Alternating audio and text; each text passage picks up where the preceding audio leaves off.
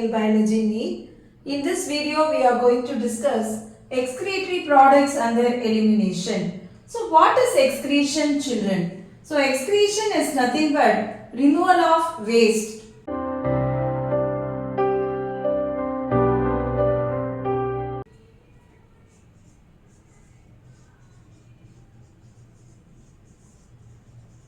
So, how we form the waste? The waste can be formed during two processes. One is due to excess ingestion or due to metabolic process. So, this metabolic process may produce so many wastes. So, what are the wastes it can produce? It can produce either ammonia or urea or uric acid,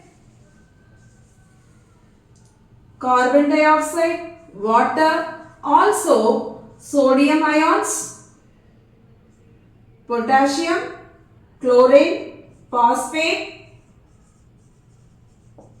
and sulfate. So these are metabolic waste and you cannot retain these waste in our body. So it has to be removed either partially or completely through our system.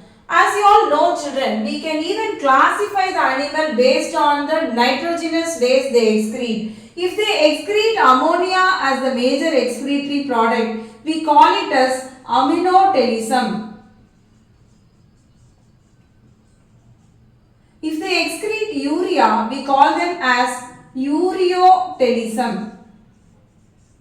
If they excrete uric acid, we call them as URICOTELIC organism or URICOTELISM. So this is how we classify. I just gave you the introduction how the waste has been formed. So if you listen to the video, what are the two methods the metabolic waste has been formed? Can you comment the answer in the comment box, children? Thank you all.